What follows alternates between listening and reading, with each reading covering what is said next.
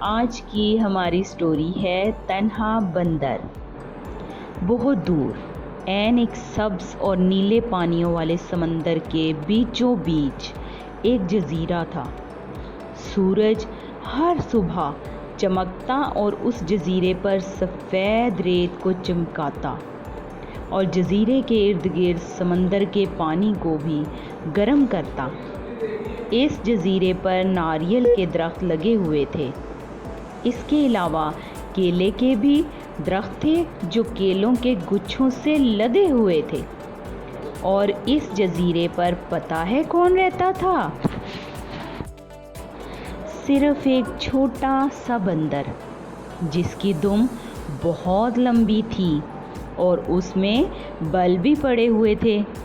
وہ چھوٹا بندر اکثر ساحل سمندر پر بیٹھ جاتا اور مایوسی میں اونچی آواز میں کہتا، میں کتنا اکیلا ہوں، کاش میرا بھی کوئی دوست ہوتا۔ لیکن وہ جانتا تھا کہ اس کی آواز سننے والا دور دور تک کوئی نہیں تھا۔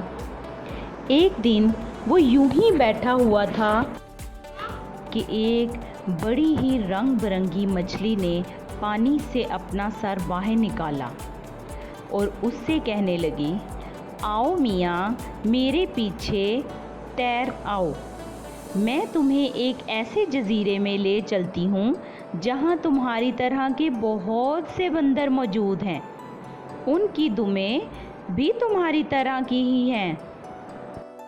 بندر افسردگی سے بولا، لیکن مجھے تو تیرنا نہیں آتا، پیاری مچھلی، کیا تم مجھے تیرنا سکھا دو گی؟ مچھلی بولی، کیوں نہیں، تم پانی میں چلنا شروع کرو اور جیسا میں کہتی ہوں ویسا ہی کرو۔ بندر نے اس کا کہا مانا اور پانی میں اتر گیا۔ جب پانی گہرا ہوا تو مچھلی کہنے لگی، اب پانی زمین سے اٹھاؤ اور بازو ہلاؤ۔ بندر کی چیخ نکل گئی، وہ بولا، مجھے یہ کام بالکل پسند نہیں ہے، میں سارا گیلا ہو گیا ہوں۔ رنگ برنگی مچھلی کی ہنسی نکل گئی اور وہ تیرتی ہوئی دور نکل گئی، جبکہ بندر خشکی پر بیٹھ کر بڑی دیر تک خود کو سکھاتا رہا۔ قریب ہی ایک سفید بگلا کھڑا تھا، بولا، آؤ میں تمہیں اڑنا سکھاتا ہوں، جلدی کرو میں اڑنے لگا ہوں۔ بندر پھر بیچارگی سے بولا، لیکن میں تو اڑ نہیں سکتا۔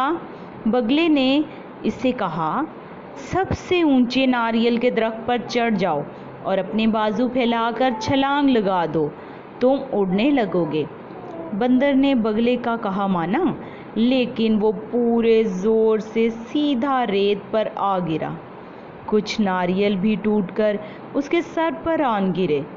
بندر نے ادھر ادھر بگلے کو دیکھا، مگر وہ تو اڑ کر جا چکا تھا۔ تبھی بندر کے ذہن میں ایک ترکیب آئی۔ وہ چھلانگ لگا کر خوشی سے اٹھا اور کہنے لگا، میں ناریل اور کیلے کے درخت کاٹوں گا اور ان سے کشتی بناؤں گا۔ اس کشتی میں بیٹھ کر دوسرے جزیرے تک جاؤں گا جہاں مجھے بہت سے دوست مل جائیں گے۔ تبھی سمندر سے ایک آواز آئی، یہ بہت ہی احمقانہ ترکیب ہے۔ بندر نے دیکھا تو وہ ایک سبز رنگ کا چھوٹا سا کچھوا تھا جو آہستہ آہستہ خشکی سے سمندر کی طرف جا رہا تھا۔ وہ کہنے لگا، اگر تم جزیرے کے درخت کاٹ لو گے تو کھاؤ گے کہاں سے، اور دوسرے پرندے بھی بھوکے مر جائیں گے۔ بندر اپنا سر پکڑ کر بیٹھ گیا۔ کچھوا بولا، میں تمہیں اپنی پیٹھ پر سوار کر کے وہاں لے جاتا، لیکن تم بہت بڑے اور بھاری ہو۔ یہ کہہ کر کچھوا سمندر کے پانی میں تیرتا ہوا گم ہو گیا۔ بندر اس کے جانے کے بعد پھر اکیلا رہ گیا۔ وہ اتنا اداس تھا کہ رونے لگا۔ پھر اچانک समंदर से एक बहुत बड़ा कछुआ निकला। उसका रंग भी सब्ज था।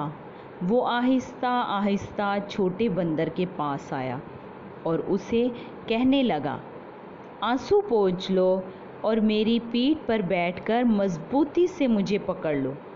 अब तुम कभी अकेले नहीं रहोगे। मैं तुम्हें दूसरे जजीरे तक ले चलता हूँ। कछुए का हौल इतना बड़ा और सख्त था कि बंदर को अंदाज़ा हो गया था कि वो महफूज रहेगा। फिर उसने कछुए की कमर पर बैठकर समंदर में झांका तो उसने देखा कि छोटा सब्ज कछुआ भी उसके साथ तैर रहा है।